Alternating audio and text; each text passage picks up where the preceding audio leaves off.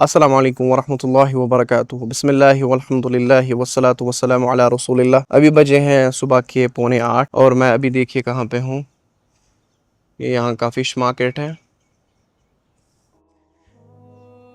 Anyways मैं आपसे कुछ शेयर करना चाहूँगा कि आपको पता ही होगा कि इस्लाम के 5 अरकान हैं। Being a Muslim you should know that there are 5 pillars of Islam: ईमान, नमाज, रोज़ा, ज़कात और हज। तो उसमें से मुसलमान अगर कोई पैदा हुआ है तो उसको, जैसे गैर मुसलमान बनते हैं उनको फिर शहादत लेनी पड़ती है, तो मुसलमान को नहीं लेनी पड़ती, वो तो इस कलमे के साथ ही दुनिया में आया है। तो उसके बाद अगर वो गरीब है उसको ज़कात भी नहीं देनी पड़ती क्योंकि उस पर फ़र्ज़ ही नहीं है, और अगर गरीब है तो हज भी नहीं कर सकता। तो ईमान, ज़कात और हज ये तीनों साइड पे हो गए। उसके बाद आ गया रोज़ा। अगर ये बीमार है तो रोज़ा भी नहीं रख सकता, बाद में कज़ा कर सकता है। तो चारों अरकान निकल गए। लेकिन ये चारों अरकान इंसान के साथ अगर है और उसके लिए वो कोई मेहनत नहीं करता, कोई उनको अदा नहीं करता, तो क्या होता है, ये फिर भी मुसलमान रहता है और उस पर कोई गुनाह नहीं है। लेकिन एक अरकान ऐसा है जिसको नमाज कहते हैं। मुझे आप एक बात बताइए, अगर आप सफ़र पे जाते हो क्या नमाज माफ़ हो जाती है? ओबियसली नहीं हो जाती।